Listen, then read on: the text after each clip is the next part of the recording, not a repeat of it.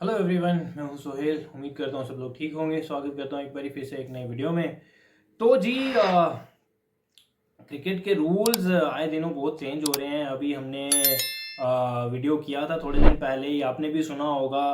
पिछले 1.5 महीने में लगभग लगभग 2 बारी जो है वो रूल्स चेंज किए गए हैं। और कल दोपहर को क्रिक बज की सॉरी ESPN क्रिक इन्फो की एक एक रिपोर्ट के मुताबिक, और आईसीसी की वेबसाइट पे भी ये रिपोर्ट अवेलेबल है, उनके मुताबिक जो है क्रिकेट में अब टेस्ट क्रिकेट में भी और वाइट बॉल क्रिकेट में भी ये सारा कुल मिला के कुछ और रूल्स में चेंजेस किए गए हैं, जिसमें कि 7 रूल्स हैं, उनमें कुछ चेंजेस किए गए हैं। एक एक करके उन रूल्स पे बात करेंगे। सबसे पहला रूल है stop clock in test cricket. दूसरा रूल है no mandatory ball change for deliberately use of saliva.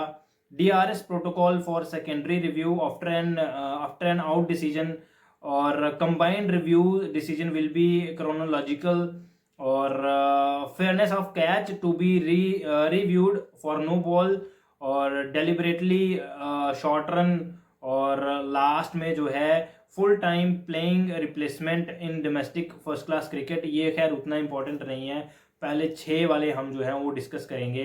पहला रूल जो है यहाँ पे वो है stop clock in test cricket. Stop clock in test cricket मतलब हमने हाल ही में ये वाइट बॉल क्रिकेट में देखा पिछले कुछ दिनों में कि ये जो स्लो ओवर रेट के चलते स्टॉप क्लॉक का ये जो रूल बनाया गया था कि जब एक ओवर खत्म होता है उसके अगले 1 मिनट के अंदर अंदर आपको दूसरा ओवर जो है वो स्टार्ट करना पड़ेगा। अगर नहीं करते हैं तो 5 रन एज ए पेनल्टी आपको जो है वो दूसरी टीम को देने पड़ेंगे। ये 2 बारी आपको जो है इसमें वार्निंग दी जाएगी। तीसरी बारी जो है आपको 5 रन जो है वो एज ए पेनल्टी दूसरी टीम को दे दिए जाएंगे अगर आप लेट होते हैं तो। और ये जो रूल है पहले व्हाइट बॉल में था, अब इसको टेस्ट क्रिकेट में भी लागू कर दिया गया है। 80 ओवर्स के बाद ये जो रूल है ये दोबारा रिन्यू होगा। सपोज 80 ओवर्स में अगर आपको एक बारी या 2 बारी वार्निंग मिली है, ठीक है, 80 ओवर हो चुके हैं, आपके वो जो ये वार्निंग का जो सिलसिला है जो काउंट होगा ये रिन्यू होगा। यानी जब आपका 81th ओवर आप कोई बॉलिंग टीम कर रही है तो वो दोबारा जो है वार्निंग वाला जो काउंट होगा वो 0 से स्टार्ट होगा, यानी ये रिन्यू होगा हर 80 ओवर्स के बाद। दूसरे नंबर पे आ जाते हैं no mandatory ball change for deliberate use of saliva. कुछ प्लेयर्स क्या करते थे, क्योंकि इंटरनेशनल क्रिकेट में सलाइवा यूज नहीं कर सकते आप बॉल पे, कुछ प्लेयर्स जो थे वो क्या करते थे, सलाइवा अप्लाई करने के बाद अंपायर को जो है वो बताते थे कि ये यूज हुआ है सलाइवा, इसको बॉल चेंज किया जाए, तो बॉल चेंज किया जाता था। अब ऐसा नहीं है, ये मैंडेटरी नहीं है। जब तक कि अंपायर नहीं कहेंगे बॉल की कंडीशन खराब हो गई है या बॉल टेढ़ा मेढ़ा हो गया है, कुछ खेलने के काबिल नहीं है, तो फिर चेंज किया जाएगा। अगर डेलिबरेटली सलाइवा यूज किया जाता है तो वो बॉल जो हो चेंज नहीं किया जाएगा। तीसरे नंबर पे आ जाते हैं DRS protocol for secondary review after an out decision. Imagine this: a batter has been given out, caught behind, and he asks for review. Ultra Edge shows the ball has actually brushed the pad without any contact with the bat. With the catch ruled out, the TV umpires now checks for the second mode of dismissal and asked to verify via ball tracking whether the batter is LBW. So far, the protocol during such a review was, once it was determined the batter was not out, caught, the default decision for the second mode of dismissal LBW would be not out.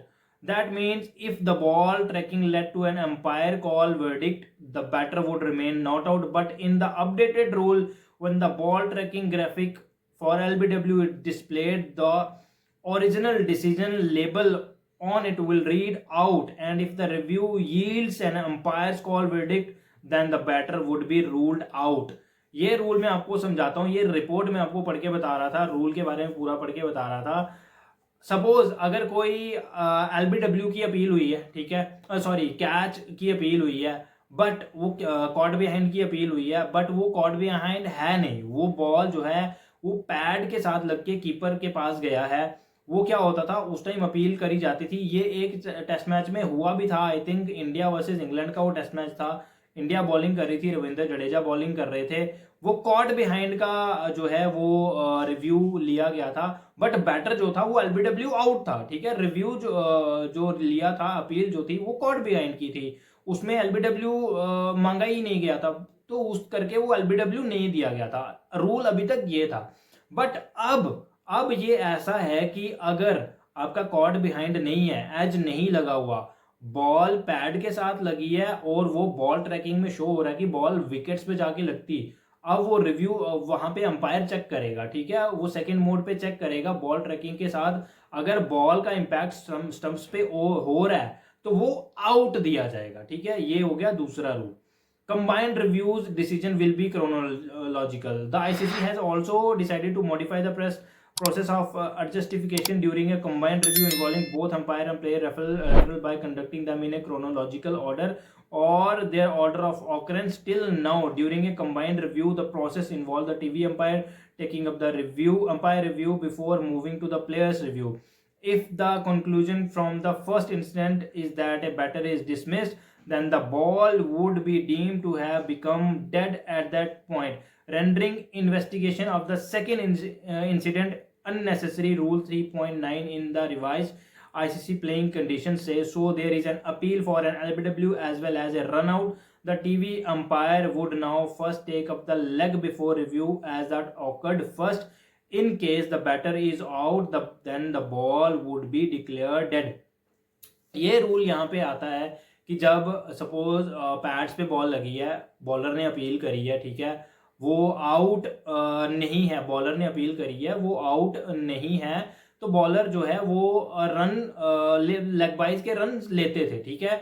अब नया rule क्या कहता है, अगर bowler ने appeal करी है, pad पे बॉल लगी है, बॉलर ने अपील करी है और थर्ड अंपायर चेक करेगा, एलबीडब्ल्यू अगर प्लेयर ने लिया है, फिर उसके बाद जो है थर्ड अंपायर भी चेक करेगा वो रिव्यू के साथ, अगर बैटर आउट है, अगर बैटर नॉट आउट भी है, ठीक है, बॉल पैड्स के लगने के बाद अगर बैटर नॉट आउट भी है, वो रन्स नहीं माने जाएंगे। अगर बैटर आप ऐसा मान के चलें कि बैटर रन ले ही नहीं सकता, अगर बॉल पैड के साथ लगी है, ठीक है, पैड के साथ लगी है, आगे पीछे गई है, उस पर आप रन नहीं, अगर बॉलर अपील करता है तो बॉल डेड बॉल करार दी जाएगी, मतलब बॉल काउंट होगी, उस पर आप रन नहीं ले सकते। ये है fairness of catch to be renewed for no ball. अगर सपोज किसी एक बॉलर ने बॉल करी है, बैटर ने शॉट मारी और वहां पे क्या होता है, एक फील्डर ने कैच पकड़ा, बट वो कैच ना क्लियर कैच नहीं है, ठीक है, वो कैच क्लियर कैच नहीं है, उसके दौरान जो बैटर रन ले रहे हैं, वो रन जितने भी रन लेते हैं वो काउंट हो जाएंगे। अगर बैटर ने शॉट मारी और क्लियर कैच, आप मान लो बैटर ने शॉट मारी, वो नो बॉल हो गई और किसी फील्डर ने कैच पकड़ लिया, बिल्कुल क्लीन कैच है, जितने भी रन्स दौड़ के बैटर ने एक या दो लिए होंगे वो रन्स नहीं माने जाएंगे, सिर्फ एक नो बॉल का एक्स्ट्रा रन लिया जाएगा, ठीक है, समझ आ गई। नो बॉल पे पहले क्या होता था, चाहे कैच हो या ना हो, बैटर्स अगर रन लेते थे दौड़ के, वो रन भी काउंट होता था और नो बॉल का एक एक्स्ट्रा भी काउंट होता था। अब ऐसा नहीं है, अगर किसी प्लेयर ने फेयर कैच नहीं पकड़ा, बैटर ने जितने रन लिए वो भी काउंट होंगे, एक एक्स्ट्रा रन भी काउंट होगा। अगर किसी फील्डर ने कैच पकड़ लिया है, क्लियर कैच है, तो दौड़ के जितने भी रन लिए होंगे वो रन नहीं काउंट होंगे। डेलिबरेटली शॉर्ट रन, पहले क्या होता था, एक्चुअली पता तो चल जाता था, थर्ड अंपायर कैमरा जितने होते हैं, डेलिबरेटली कई बैटर्स क्या करते थे, शॉर्ट रन लेके ठीक है, पकड़ा नहीं गया, थर्ड अंपायर ने चेक नहीं किया, ग्राउंड अंपायर ने चेक नहीं किया, शॉर्ट रन लिया, उस शॉर्ट रन दो ज्यादा रन लेने के चक्कर में, 2 या 3 रन लेने के चक्कर में वो शॉर्ट रन भाग जाते थे और कई बार पकड़ा भी नहीं गया होगा। तो उस चीज को टैकल करने के लिए, उस चीज को बंद करने के लिए जो है अब ये एक नया रूल बनाया गया है, अगर बैटर कोई डेलिबरेटली शॉर्ट रन लेता है तो वो फील्डिंग टीम डिसाइड करेगी कि कौन सा जो है, मैं आपको बता देता हूँ। Deliberately short run is an attempt for batter to appear to run more than 1 run while at least one batter deliberately does not make good ground at once. Rule 18.5.1 of the playing condition, batter may choose to abort a run provided the umpire believes that there was no intention by the batter concerned to deceive the umpire or to score the run in which they didn't make the ground. So far, in case one of the batter had been caught taking a deliberately short run, the batting team would suffer a 5 runs penalty. अब क्या है, अगर कोई batter short run लेता है तो 5 run की penalty जो है वो दूसरी टीम को दी जाएगी. फील्डिंग टीम को तो 5 रन की पेनल्टी दी ही जाएगी और फील्डिंग टीम ये डिसाइड करेगी कि दोनों में से कौन सा बैटर उनको स्ट्राइक पे चाहिए. ठीक है, पहले क्या होता था, शॉर्ट रन ले लिया, वो शॉर्ट रन जो है वो सपोज 2 रन लिए हैं, उसमें से एक शॉर्ट रन है, वो एक ही रन काउंट होता था. ठीक है, और अब क्या है, इस रूल में कुछ चेंजेस किए गए हैं. अब रूल ये कहता है कि अगर किसी बैटर ने शॉर्ट रन लिया है तो उसकी टीम के 5 रन काट करके दूसरी टीम को दे दिए जाएंगे और फील्डिंग टीम ही डिसाइड करेगी कि उनको कौन सा बैटर स्ट्राइक पे चाहिए. ठीक है, ये हो गया. ये जो है ये 6 रूल्स थे, इसमें कुछ चेंजेस हुए हैं और आई थिंक आप ये पढ़ भी सकते हैं. क्रिकइन्फो का ये रिपोर्ट है, आईसीसी की जो रूल बुक है उसमें भी शामिल कर दिया गया है. तो ये जो रूल्स हैं ये लागू हो गए हैं इस WTC साइकिल से. ये जो पहला test match Sri Lanka versus Bangladesh के बीच में खेला गया था, तो वहाँ से ये रूल जो हैं ये लागू हो चुके हुए हैं. अब ये रूल्स इंटरनेशनल टेस्ट क्रिकेट में, वाइट बॉल क्रिकेट में ये लागू हो चुके हैं, चल रहे हैं. तो फिलहाल इस वीडियो में इतना ही, मिलते हैं एक नई वीडियो में, तब तक के लिए टेक केयर एंड